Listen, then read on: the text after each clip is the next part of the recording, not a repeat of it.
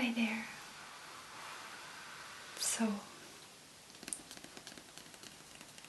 if you haven't seen the first video, you should probably go back and watch it. It's the video where I introduced the book as one of my favorite books. And I went through the first pages of this well-loved book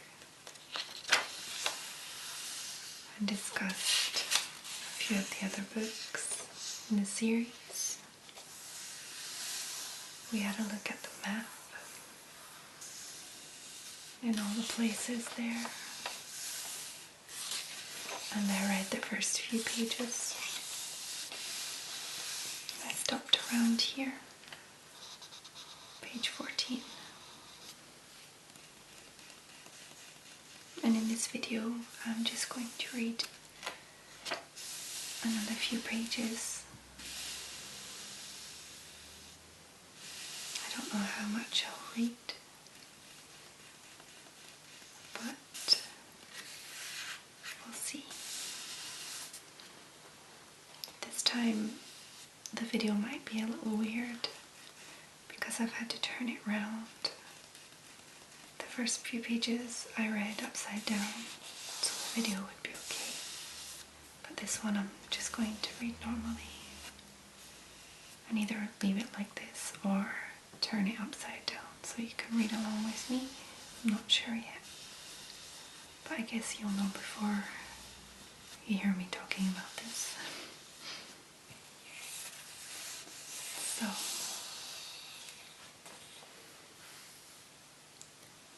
he started, damn, damn, damn. Every year he forgot. Well, no, he never forgot. He just put the memories away, like old silverware that you didn't want to tarnish.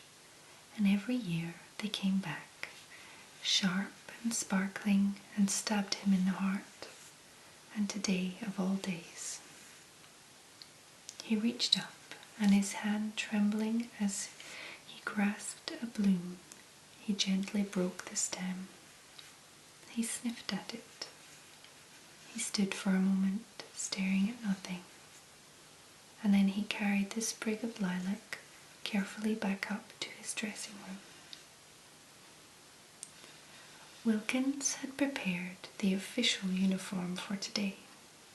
Sam Vimes stared at it blankly, and then remembered. Watch committee, right. The battered old breastplate wouldn't do, would it?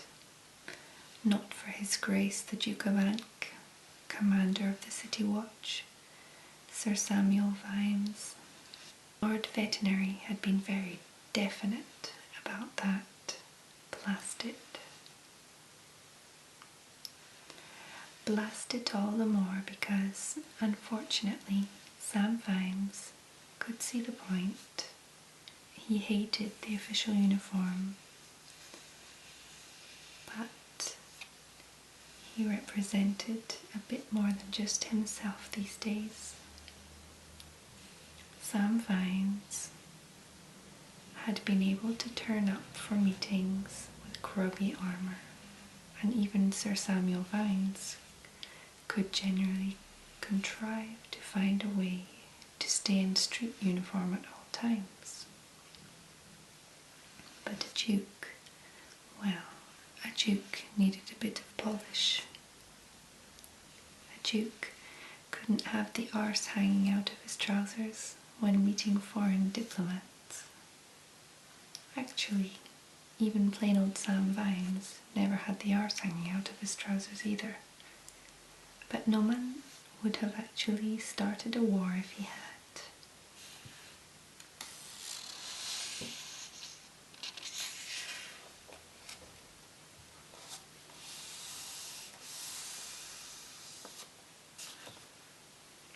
I think I might be reading this a little faster than last time, so I'll slow it down. The plain old Sam Vimes had fought back. He got rid of most of the plumes and the stupid tights and ended up with a dress uniform that at least looked as though its owner was male.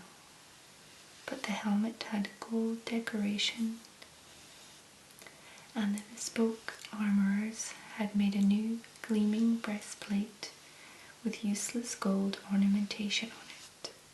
Sam Vimes felt like a class traitor every time he wore it. He hated being thought of as one of those people that wore stupid ornamental armour. It was guilt by association.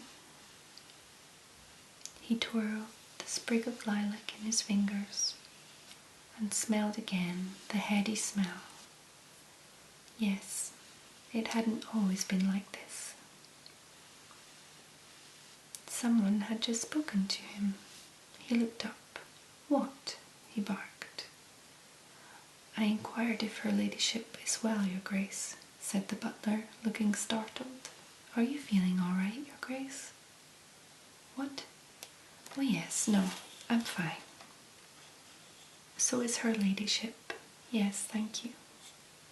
I popped in before I went outside." "Mrs. Content is with her. She says it won't be for a while. I have advised the kitchen to have plenty of hot water ready, your grace, nevertheless," said Willikins, helping Vimes on with the guilty breastplate. "Yes. Why do they need all that water, do you think?" "I couldn't say, your grace," said Willikins. "Probably best not to inquire." Vimes nodded. Sybil had already made it quite clear, with gentle tact, that he was not required on this particular case.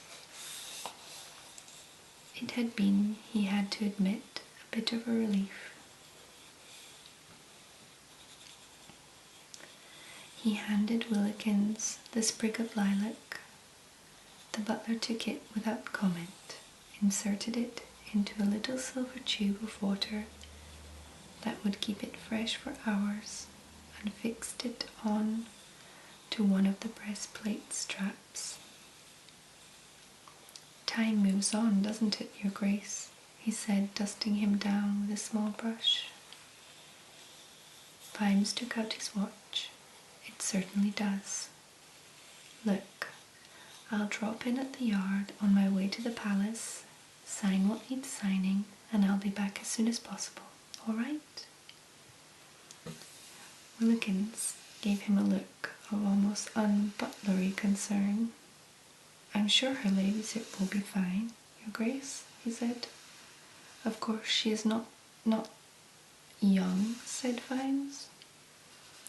"I would say she is richer in years than many other primi gravidae. I'm not sure how to say that," said Willikins smoothly. Smoother than me, anyway. "But she is a well-built lady, if you don't mind me saying so, and her family have traditionally had very little trouble in the childbirth department. Preemie what?" "New mothers, your grace.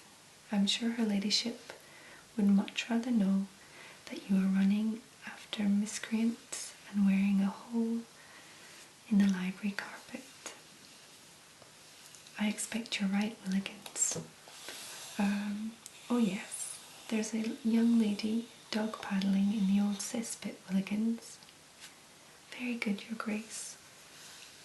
I shall send the kitchen boy down there with a ladder directly, and a message to the Assassin's Guild."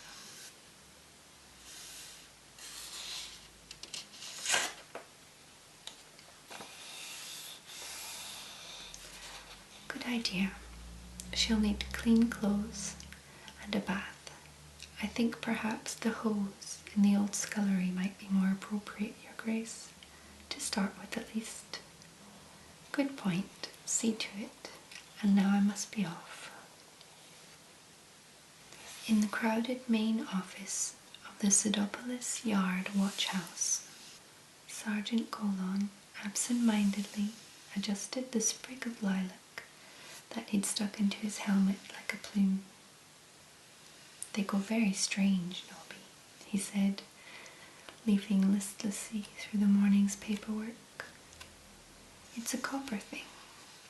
Happened to me when I had kids. You get tough." "What do you mean, tough?" said Corporal Nobbs, possibly the best living demonstration that there was some smooth evolution between humans and animals. "Well," said Colon, leaning back in his chair, "it's like, well, when you're our age." He looked at Nobby and hesitated. Nobby had been giving his age as probably 34 for years.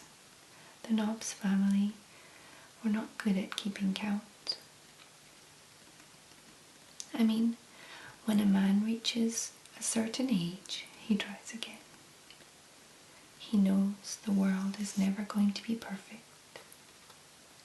He's got used to being a bit